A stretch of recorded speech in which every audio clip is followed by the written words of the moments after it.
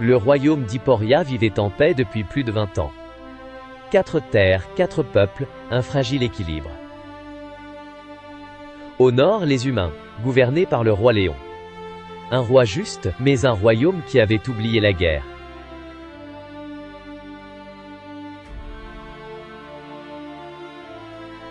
À l'ouest, la forêt ancienne des Elfes.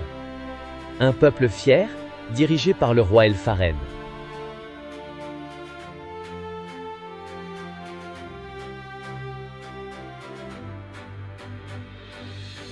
À l'est, les montagnes, demeure de la magicienne Esbel.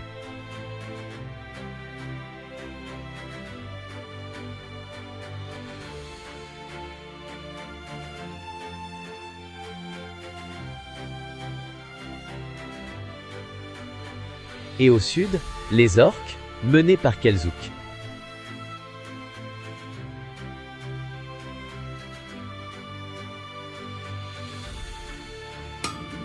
Pendant que le monde goûtait à la paix, les orques, eux, se préparaient à la guerre. Les hommes avaient déposé l'épée pour retourner au champ.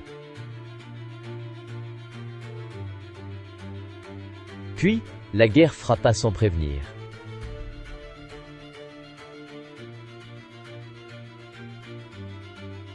Les villages tombèrent les uns après les autres.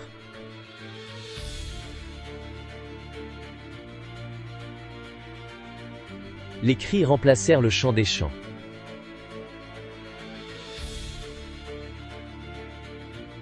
Le roi Léon ne savait plus vers qui se tourner.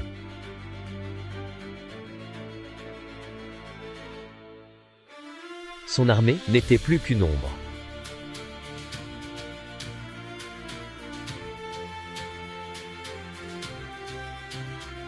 Un seul homme se souvenait encore de la guerre. Franklin l'invaincu.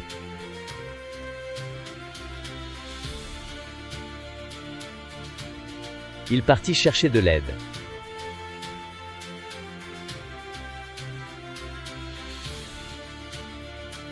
Vers ceux qui avaient choisi l'isolement.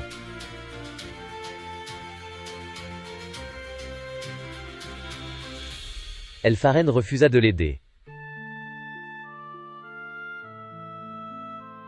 Mais une voix s'éleva.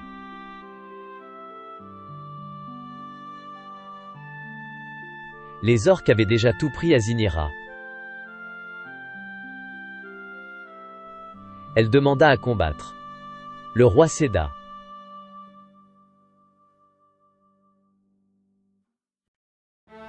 Deux guerriers. Un même objectif. Ils se rendirent chez la mage. Esbel n'hésita pas. Le destin d'Hyporia venait de changer. Ensemble, ils chevauchèrent vers le sud.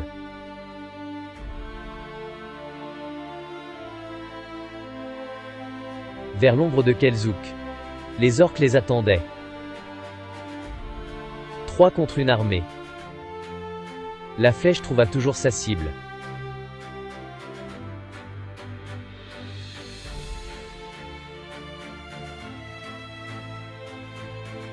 L'acier se souvenait de sa main.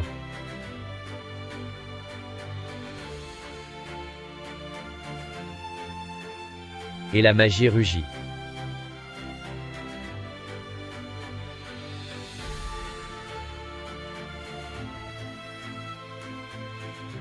Les orques plièrent.